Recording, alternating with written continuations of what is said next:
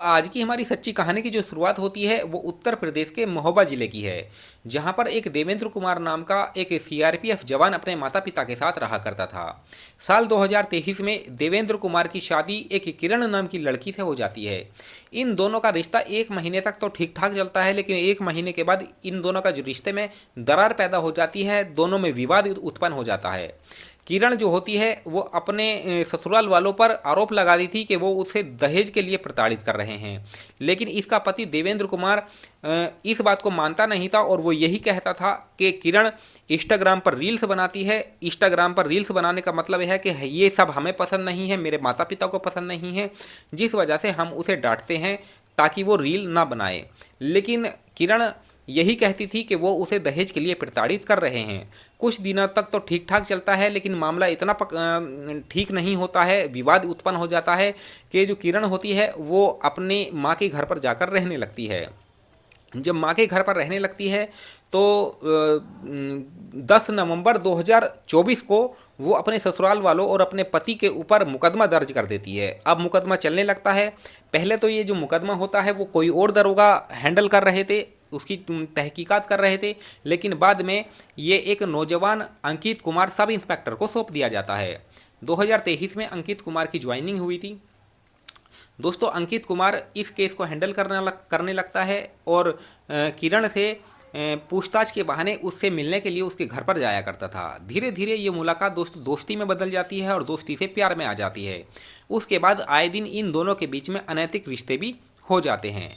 ये सिलसिला तकरीबन 6 महीने तक चलता जाता है, लेकिन 6 महीने के बाद किरण अंकित कुमार के ऊपर शादी का दबाव बनाने लगती है, तो अंकित कुमार उसको मना कर देता है कि वो अविवाहित है और वो तुमसे शादी नहीं कर सकता, अभी अभी तो उसका कैरियर ही शुरू हुआ है।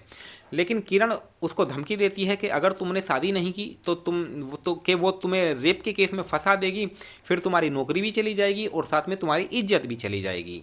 उसके बाद अंकित कुमार को काफ़ी गुस्सा आ जाता है और फिर वो किरण को रास्ते से हटाने के बारे में सोचने लगता है, मतलब एक प्लानिंग बना लेता है। उसके बाद दोस्तों 13 नवंबर 2025 का दिन आ जाता है। वो अपने एक दोस्त देवेंद्र कुमार से कार लेता है और रात में किरण को मिलने के लिए बुलाता है।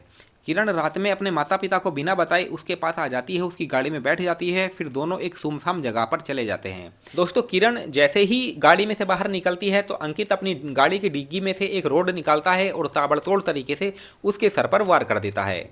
वार करने के बाद मौके पर ही किरण की मौत हो जाती है और फिर सबूत मिटा के वो वहाँ से निकल जाता है।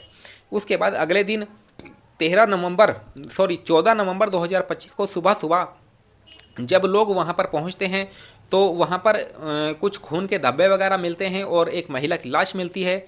फिर इस मामले को पुलिस हैंडल करने लगती है। पुलिस वहाँ पर आ जाती है और महिला की छानबीन मतलब शनाख्त के लिए आसपास के गांव में खबर पहुँचा दी जाती है। फिर उस रोड की सीसीटीवी फुटेज जब निकाली जाती है तो वो एक जो संदिग्ध कार होती है वो पाई जाती है और उस कार के मालिक तक पुलिस पहुंच जाती है और उससे पूछताछ की जाती है। तो अंकित कुमार यानी कि सब इंस्पेक्टर दरोगा का नाम सामने आता है। जब दरोगा का नाम सामने आता है दोस्तों तो इससे पूछताछ की जाती है तो पहले तो ये कुछ बताता नहीं है, लेकिन पुलिस से जब अंकित कुमार की कॉल डिटेल निकालती है तो पूरा मामला सामने आ जाता है, क्योंकि अंकित कुमार लगातार किरण से बात कर रहा था। उधर किरण की भी शनाख्त हो जाती है, उसके माता पिता उसकी शनाख्त कर लेते हैं। फिर पुलिस के सामने पूरा जो सच होता है वो अंकित कुमार उगल देता है और अपना जुर्म कबूल कर लेता है। उसके बाद इसे जेल भेज दिया जाता है और आज के समय में अंकित जेल में अपनी सजा को काट रहा है। तो दोस्तों, इस कहानी को सुनाने का मेरा मकसद ये है कि आज के समय में इंसान किसी भी अनजान व्यक्ति पर आंख मूंद कर भरोसा कर लेते हैं, लेकिन वे जो व्यक्ति होते हैं वो उनके साथ एक ऐसा कांड कर देते हैं जिसके बारे में उन्होंने अपने सपने में भी नहीं सोचा होगा।